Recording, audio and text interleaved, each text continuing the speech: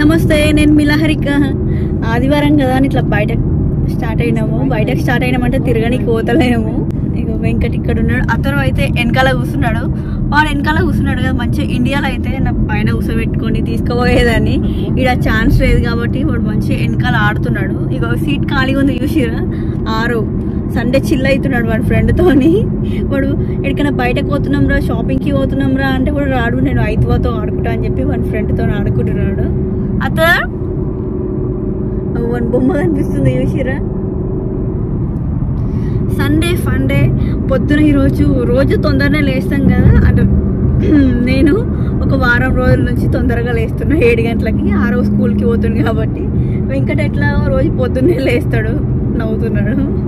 Venkat dress చూసిరా ఎట్లుందో. కొత్త డ్రెస్ ఓపెన్ చేసిండు ఈరోజే. ఇది పాము ఉంటుంది చూడు, పాము లాగా ఉంది. Yellow, white, black.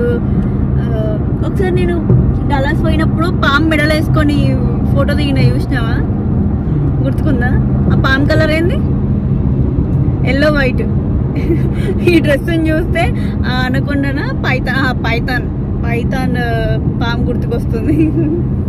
ఇప్పుడు ఏడిపోతున్నామంటే మన తెలంగాణలో బతుకమ్మ పండుగ చేస్తాం కదా. బతుకమ్మ పండుగ ఇప్పుడు మా జాక్సన్ విల్లేలో అయితే అక్టోబర్ 5th ఉంది. ఇక బతుకమ్మ సెలబ్రేషన్స్ ఇప్పుడే స్టార్ట్ అవుతున్నాయి. ప్రిపరేషన్ స్టార్ట్ అయినాయి. ఒక 12 feet అంత బతుకమ్మ చేస్తున్నారు. అది తయారు చేద్దాం రమ్మంటే ఒక 10 మందిలో నేను ఒకదాన్ని పోతున్నా. నాతో పాటు వెంకట్ని కూడా తీసుకోబోతున్నా, ఎందుకంటే మనకు డ్రైవింగ్ రాదు కదా. వీళ్ళిద్దరు వచ్చాడు, ఏం చేస్తారో తెలియదు. అతను వెంకట్ ఆడుకుంటారో ఏందో చూద్దాం. నేనైతే పోయి బతుకమ్మ తయారు చేస్తాం. ఎందుకు ఇంత తొందరగా అంటే అందరూ ఈడ ఆఫీస్ వర్కులు చేసుకుంటారు కదా, టైం దొరకదు. ఇప్పుడు ఈ బతుకమ్మ అయిపోయింది అనుకో, తర్వాత డెకరేషన్కి అలాంటి పనులన్నీ చేసుకుంటారు కాబట్టి ఇంత తొందరగా రెడీ చేస్తున్నారు. ఒక నెల 15 రోజులు ఉంది బతుకమ్మ పండుగ. ఈరోజు అయితే డేట్ ఆగస్ట్ 18th. అవును, 18th అంటే గుర్తుకొచ్చింది. రేపు రాఖీ పండుగ కదా. ఎవరికి రాఖీ కడుతున్నారు? అన్నలు తమ్ముళ్ళు పైసలు గిఫ్ట్లు అని రెడీగా పెట్టుకున్నారా? నేనైతే ఇంటి దగ్గర మా డాడీకి కట్టేవాళ్ళము. నేను మా చెల్లెలే కాబట్టి మా డాడీకి కడుతుంటే రాఖీ. ఇప్పుడైతే ఇక్కడికి వచ్చినాక ఇక్కడ ఉన్న ఫ్రెండ్స్కి, ఆరవ్కి, అతనికి కడుతున్నా.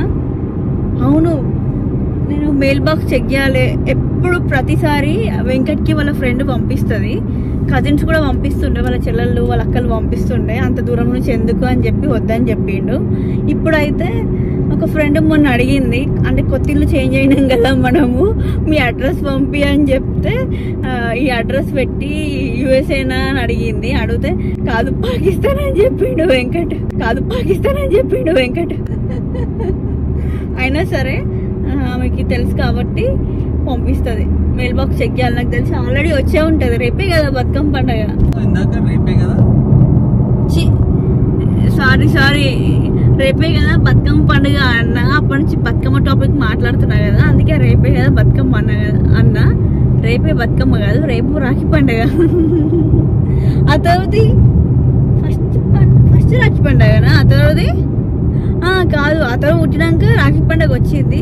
అప్పుడు మా చెల్ల వాళ్ళు అందరూ ఇండియా నుంచి పార్సల్ వేస్తుంటే అట్లే రాఖీలు పంపించారు, అవే కట్టిన. ఈసారి కూడా ఉన్నాయి కొన్ని, అట్లనే ఫ్రెండ్ పంపిస్తుంది కదా వెంకట్కి, అవి కడతా. నాకైతే ఈ కొత్త ఇంటికి వచ్చినాక ఇంటి దగ్గర ఒక 4 అన్నలు దొరికారు రాఖీ కట్టడానికి. కానీ రేపు పొద్దున్నే ఆఫీస్కి పోయేటోళ్ళు బిజీగా ఉంటారు కదా, రేపు సిచ్యువేషన్ చూసి ప్లాన్ చేస్తా. ఈ హాస్పిటల్ చూసిరా, మన ఆరవ్ అతను పుట్టింది ఈ హాస్పిటల్లోనే. ఇద్దరికైతే మంచిగా same doctor, same hospital, Baptist. చెప్పబ్బా, ఏం ఫీల్ అవుతున్నావు? రేపు మండే కదా, సండే అయిపోతుంది. మండే మళ్ళా ఇంకేంది వర్క్ ఉంటుంది, ఇంకేం ఫీల్ అవుతుంది. సండే అయిపోయింది, తెల్లగూడనే వీకెండ్ అయిపోయింది. మళ్ళీ మండే నుంచి మళ్ళీ బ్యాటింగ్ షూరు. నాకు కూడా అయిపోయింది సండే. నేను పొద్దున 7 గంటలకు లేవాలి.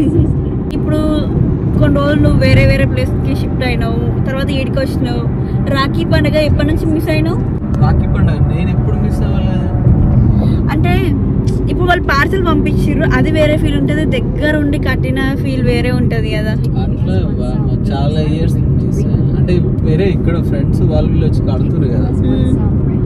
సో ఎప్పుడు పెద్దగా ఫీల్ అయింది లేదు.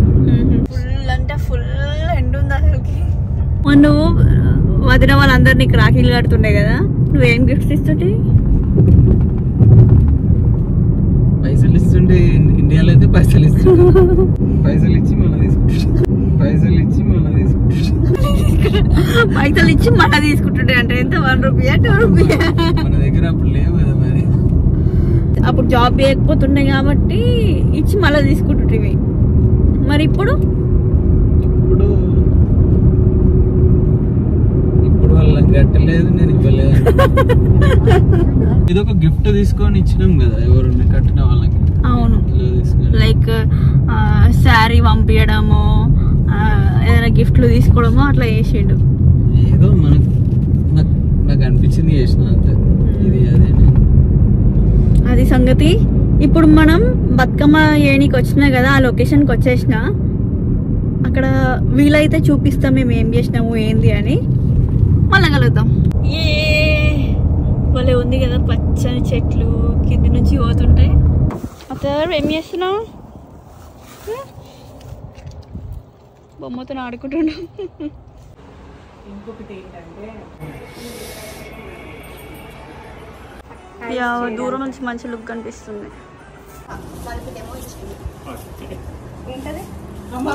చూద్దాం పదండి.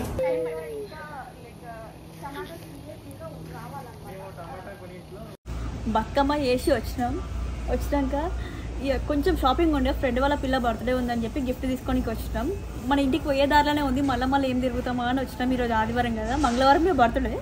ఇలా గిఫ్ట్ తీసుకున్నా, చిన్న షాపింగ్ అంతా చేసినాం. ఇక బ్లడ్ టెస్ట్ కూడా చేసినా. మీకు నా రిజల్ట్ ఏమొచ్చిందో అది సపరేట్గా షార్ట్లో పెడతా. ఇవన్నీ తీసుకొని పోతాం ఇంటికి.